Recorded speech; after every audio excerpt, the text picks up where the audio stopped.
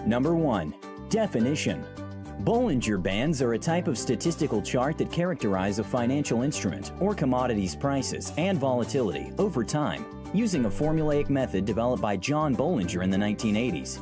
These charts are used as a methodological tool for informing trade decisions, controlling automated trading systems, or as a technical analysis component. In a two-dimensional chart, Bollinger Bands display a graphical band and volatility.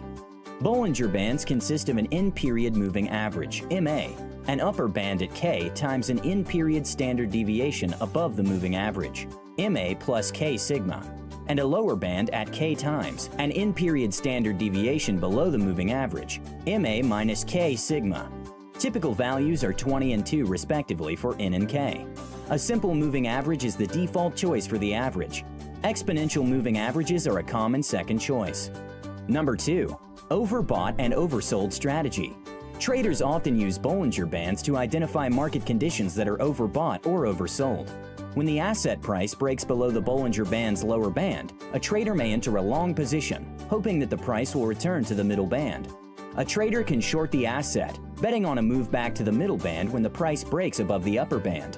This type of strategy is based on the average price reversal. If the price significantly deviates from the mean, it eventually returns to the mean price.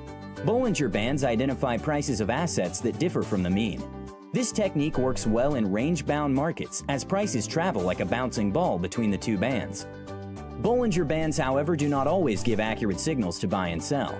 The trader will constantly place trades on the wrong side of the move during a trend. A trader could look at the overall price direction to help remedy this, and then only take trade signals that align the trader with the trend.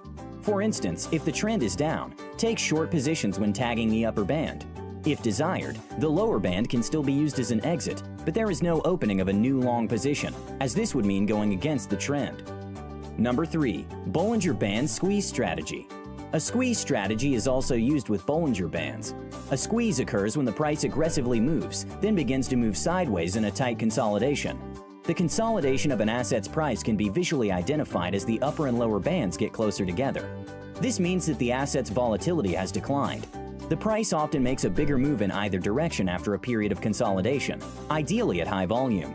Expanding volume on a breakout shows that traders are voting with their money, with the hope that the price will keep moving in the direction of breakout. The trader buys or sells the asset respectively when the price breaks through the upper or lower band.